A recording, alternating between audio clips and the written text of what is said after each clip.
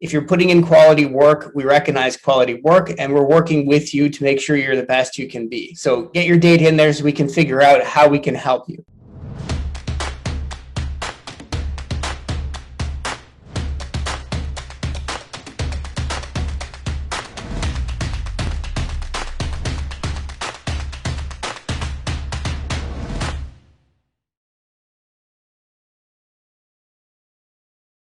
When we look at who the best of the best is, they're people who are consistently above plan. So not just above plan, but consistently above plan. And that's the key thing that makes an A player different from a B player, and obviously from a C and a D player, is consistency, right? So those are people who figured out how to make sales a process and not something that's dependent on, for example, their individual charisma or something like that, right? So what we don't like is when you see reps that are seesaw reps, right? So they boom bust cycles. The best reps have a steady pattern of being over plan, right? They might dip under plan certain months, certain quarters, but they're always either within 80% of their plan or over their plan. And we actually, working together with my boss, the chief sales officer, we actually created an award to recognize people who had consistency in executing their plan. So it's called the Ulysses Award. I don't know if you had to read the Odyssey in school, but in the Odyssey, Ulysses has to complete this challenge to prove he is who he is when he comes back, where he has to shoot an arrow through the 12 axe handles in a row. So we named it the Ulysses Award because, you know, the number of months in a row you go through is the number of axe handles you've managed to shot through.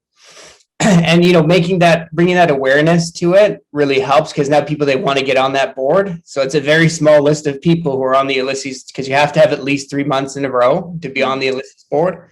And people really want to get onto it. So they focus every month. How am I going to hit my quota this month, right? How am I going to make sure I hit my quota this quarter, this half, so I can show that I have consistency? So, I mean, you know, my take on sales operations, which if you watched the first interview, you'll know I'm not a crazy kind of fancy person. I believe on focusing on really simple metrics that tell a big story. So it's not going to be a surprise. The key metric is achievement of budget, but achievement of budget factors in so many other things to get there, right? So what do you say we focus on for A players? Consistent achievement of budget. But to get consistent achievement of budget, you have to have, for example, consistent achievement of your pipeline target. Right. So all reps have pipeline targets that are calculated based on the inverse of their win rate. So if a rep has a win rate of 50%, which is just a silly example, they need 2x pipeline every single month, right, to be getting ready for the next month, the next quarter. So consistency has to be going at every level. If you're not consistent on meeting your pipeline generation targets, you won't be consistent on making your booking targets, and you won't have sufficient pipeline coverage to meet your quota in the future. So really the 3 key metrics we look at, first of all, is, are they hitting the target? If they're hitting the target, are they producing reliable pipeline every single month? So are they passing their multiple every single month? And as we look out into the future, do they have enough pipeline in the future to cover their budget? If they're consistently producing pipeline, their coverage will always be good and their bookings targets will always be met. That's really cool. So it makes a lot of sense when you think about it in that way. If you are consistent, it does mean consistent results mean you have to do consistent behaviors. So that makes a lot of sense. So thanks, John. Okay. What about if you had a B player who was very consistent, but say if they were always just below hitting target, but they were always doing this consistently for like 3 or 4 months, would you consider them to be a B player who has that potential to be an A player, or are they already an A player? So if you're not hitting the target, then you're a B player, unless sales operations set the target incorrectly, which never happens, right? Just joking. It can happen, right? But that's important thing to keep in mind, which is something I remind all the people who work with me also. Kind of going on a tangent is numbers never tell the full story. So if someone is doing all the right behaviors, but they're consistently under quota, we actually do have to look at their quota to see if their quota was set correctly, if there's something we missed when they were setting their quota. So we don't immediately assume that they're doing something wrong. We have to first take a look to make sure that we've set them up correctly for success. Once we're confirmed on that, then we start drilling down on the rep, right? So if the rep is doing consistent behaviors that should be producing quota achievement, how come they're not getting there? And we'll drill down one step further, right? So we'll start looking at things like their win rate.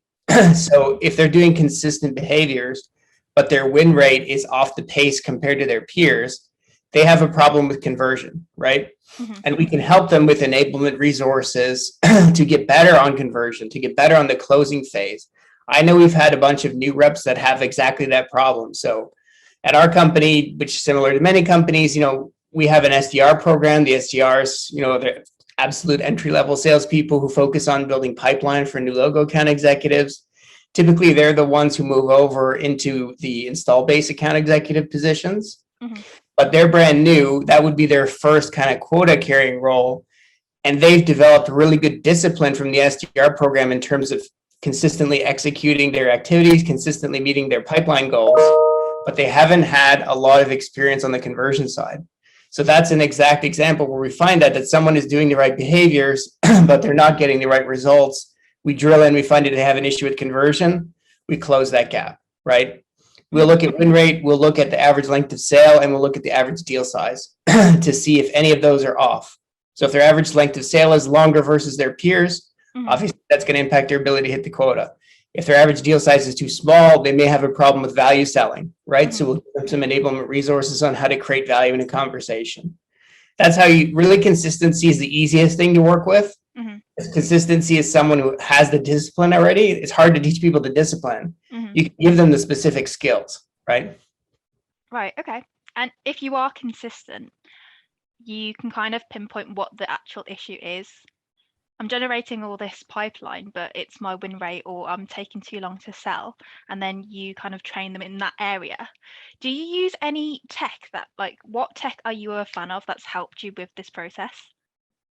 So I would say we're still kind of early on in that journey, in the tech journey. So a lot of the tools we use are homebrewed.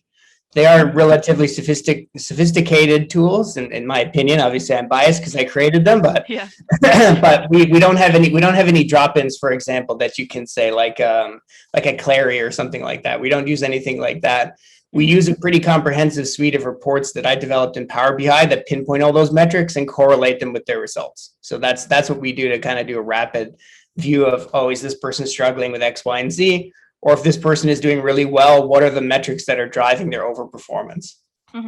Okay, that's really cool that you're able to do that, John. Is that something that you have done because of your experience and you kind of have that skill already there? Yeah, I think in my career, that was always a pattern as I stepped into something that was relatively chaotic and had to bring order to it. So when I started at Point Click Care, I actually started the sales operations department. They didn't have one before. And that involves kind of a lot of, getting your hands dirty, getting right into the weeds and sorting out exactly what it is that they need. So having gone through that in a number of different roles, I developed a pretty advanced reporting skill set that I can use to create kind of custom stuff that I need in order to assess the health of the sales organization. So I think that's where we've gotten to. With that said, obviously investment in external tools is amazing. It's just you have to prioritize it versus all of your other initiatives. So for me, my core kind of motivator is always what's going to add revenue, right? So this process of making your reps better, how do you make this process tangible and repeatable for other leaders? Yeah, so it's really about creating a process for continual review of those metrics, right? So what do I mean by that? I'm sure you've probably used Salesforce before, right? So in Salesforce and other CRMs, and I'm not saying Salesforce is the best, but it's the one that I've used the most. You have the concept of the hierarchical report or the hierarchical dashboard, right? So, you see it as a rep, you see your data. Your manager sees it, he sees the team. The vice president sees it, they see all the teams. The CSO looks at it, they see all the sales team, right? We use that same principle when we're looking at metrics. So what does that mean? That a director is cadencing their reps weekly on those metrics, right? Then we go to a monthly review of those metrics with the sales leadership at these things called fast start reviews. So the fast start review is, how are you going to hit your quota this month? It happens at the right very beginning of the month. And we review all those standard metrics based on the rolling 3-month average for the previous 3 months to see if there are any trends emerging that we need to correct or we need to capitalize on. And then there's one more layer of review at the quarterly business review. So the quarterly business review, we review those metrics with the senior leaders, right? So that the process of continual review makes sure that everyone is focused on driving those metrics forward. Because you can't hide, it's going to be spotted in the weekly, it's going to be spotted in the monthly, and it's definitely going to be spotted in the quarterly. That makes a lot of sense. And do you find there is because obviously when you're tracking metrics, it can, like you said, identify like weak spots, identify holes. How do you get your reps to put in their data and log all their activities so you're actually able to track and see where they need to improve? Yeah, I mean, that's a tricky thing in any company, because that comes down to the broader issue of accountability, right? So accountability is a thing that all organizations struggle with. How do you make sure people are accountable to results, right? And it is something that's not particularly easy. What I would say is, if the reps understand how you use the metrics, and they understand that the numbers, that you as an operations person know that the numbers don't tell the full story, they're not scared to enter their data. Because no one has ever been performance managed out based on a metric without having a lot of qualitative analysis done on top of that, right? And the reps know that, so they're not scared to enter their data into the system. I think where reps start to get scared is, if I don't enter enough activities, so like this is scared in the other way, where they start bloating their activities, right? If I don't enter enough activities, I'm going to be under the gun and I'm going to be in trouble. So then they start bloating the system with a bunch of garbage activities, right? At Point Click Care, I think the CSO and I have done a really good job to say, if you're putting in quality work, we recognize quality work, and we're working with you to make sure you're the best you can be. So get your data in there so we can figure out how we can help you. That's really the kind of key thing is, if we don't have any data, we can't figure out how to help you. We don't use it to hold it against you. We use it to help you. And the reps, broadly speaking, I think they actually believe that, and they should believe it because it's true. That's how we use the data. That's really cool. So think about the culture, realize that metrics aren't to like penalize you, but it's there to help. Brill. So John, how do you distinguish between an individual weakness and a sales team's weakness? I know you talked about consistency, but is there anything else that you'd like to add there? Yeah, it's a bit more of a diffuse answer, but in either case, you have to look for a pattern, right? So if someone is an individual weak contributor, they will have a pattern of underperformance, right? And it will be isolated to one or two people. So you're looking for what's the pattern there. If you have a systemic problem, it's your entire sales force that's struggling to meet the quota. It's your entire sales force that's struggling to produce enough pipeline. So that's how you basically isolate, okay, what's individual versus what's a trend across the sales force. Obviously, you have to be super focused on both, particularly when you have a systemic problem in the sales team, because the systemic problem will really impact your results, right? An individual contributor weakness, everyone who works in operations know there's always superstar reps who cover people who are not superstars, so it's less of a risk, right? But if you have a systemic weakness, then you're like, even the superstars can't produce, right? Because something is going wrong in the entire system. Like, the roots are poison now, right? Let's figure out how to fix the roots. Okay, that makes a lot of sense. And so say if you do have like 3 or 4 superstars who are helping the company hit their number, how do you cross-pollinate those skills from the A players and transfer them to the B, C's, and D's? So I would say you got to look at who your superstars are and figure out which ones you can use to help level up the other ones. I think a big mistake is assuming that all superstars can teach their skills. There are people who are absolutely stellar reps who are terrible teachers. Like, they just can't explain what they do to other people, either because they just have zero interest in it, or because they themselves don't really understand the secret of their magic. You know what I mean? They can't explain it to someone else because they really don't understand it themselves. So what we do in enablement is we look through the skill set, we look through the top performers, and we figure out who is the most likely person who can transfer a skill. And that is honestly what we do. Is you ask, so how do you level up your B and C players? We have the A players actually teach them, right? So they love to learn from people who do their job. It has so much more credibility coming from an actual account executive versus coming from someone who is a facilitator and enablement, not because that person is not intelligent and actually could deliver the same content, but because of the credibility, right? They say, I carry the bag. This is what I do, and it works. And they can see in the results, because all of our results are public, right? Everyone knows how the reps are doing. You know, there's leaderboards and everything like that. They say, okay, you know, Taylor, for example, is at the top of the pack, right? Taylor does X, Y, Z. If I learn how to do X, Y, Z, I'll also be in the top of the pack. So we instituted something called the Tricks of the Trade series. So we actually pick those A players, and they give a seminar on one or two things they do that is a key to their success, and the other people learn from it. So I remember recently we had one with actually this rep named Taylor, and he was an expert at finding new revenue in mergers and acquisitions. So our company has a ton of market share. Frequently customers buy other customers, and he figured out a really efficient way of finding new revenue opportunities in those transactions. He taught it to the rest of the reps. We started to see our sales results, particularly related to those mergers and acquisitions, start surging, right? So, you know, I just finished doing our analytics, right? We had something like $60 million worth of ARR come from that, right? Since he started teaching people. So I think it's a really good thing to have reps teach other reps. You just got to pick the right reps to be the teachers. Right. Okay. How did that work? So what does the cadence look like for that? Do you have like weekly or monthly, quarterly meetings about like the new things that we could learn? Yeah. So Tricks of the Trade, they happen monthly. And you have to also be careful about how much new stuff you lay on the reps, because they have to master the new skills as well. If you inundate them, let's say we did it weekly, that would be way too much. They wouldn't be able to figure out heads or tails about, okay, I should be doing this or this or this. If you do it on a monthly basis, they have time to absorb the skill, apply it, experiment with it, obviously interact with the AE who taught them the skill to make sure they're applying it correctly. And then they're ready for the next chapter, right? So they say, now I've added this to my skill set, I can add another skill. Right. Okay.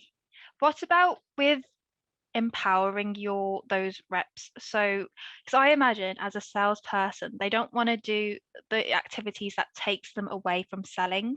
How do you, whether it's like the culture or just like stuff that you do, how do you empower your teams to actually take the stand and say, let's have these meetings and talk about the tricks of the trade? So I think the first key is that we are very mindful of their time, right? So when we're proposing training, we intentionally try not to inundate their time, right, with training, and not to take them away from their core responsibilities for too long. So we have regular meetings, for example, with the AEs, and if it's a small training, we'll squeeze that small training into the regular meeting so they don't have to have yet another meeting, right? So I think because of that, they understand that we get it, that, you know, if we're taking them away from their core responsibilities, it is for something important. And we've kind of shown that it's worthwhile to attend these trainings, because the reps who do attend them, you know, there's always people who back out, where they say, oh, I have a customer meeting, I can't make it, whether they do or not, right? The ones who do attend it, they do see a lift in their results, right? And then they start talking to the other reps. They say, I started doing this, it's working really well, right?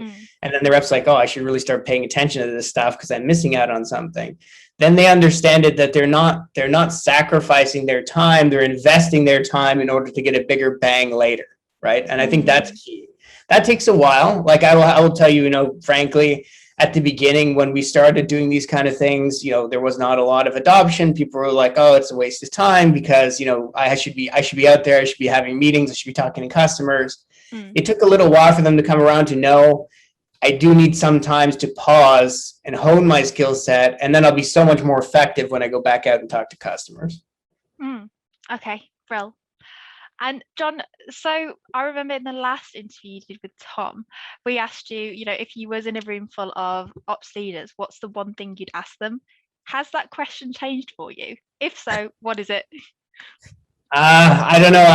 Like I say to many people, there's no points in operations for originality. So honestly, the question wouldn't have changed. I'm really super interested in how artificial intelligence and machine learning are going to play in the space. We started to look at a few solutions like that, particularly around conversation intelligence. But this is really the start, right? So like, how do we move from looking backwards And, right now, obviously, we do look forwards, but we look backwards in order to look forwards, and we're limited to the amount of brain power that sits in, our operations, actual physical humans' brains, which, we do the best we can, but it's limited, right? How do you unleash artificial intelligence and machine learning to give you a much better look forward than we have today? I think we're doing really good at looking 90 days into the future, even with our human power. Like I just did our forecast accuracy. A quarterly forecast was 97% accurate based on our our machine-based algorithm. But, how can we get past one quarter? How can we get to a 12-month view with some reasonable accuracy? And I think that's where you start kind of reaching the limits of what human beings can do, or at least what me and my operations analyst can do. And I'm very interested to see how can we leverage artificial intelligence to get there.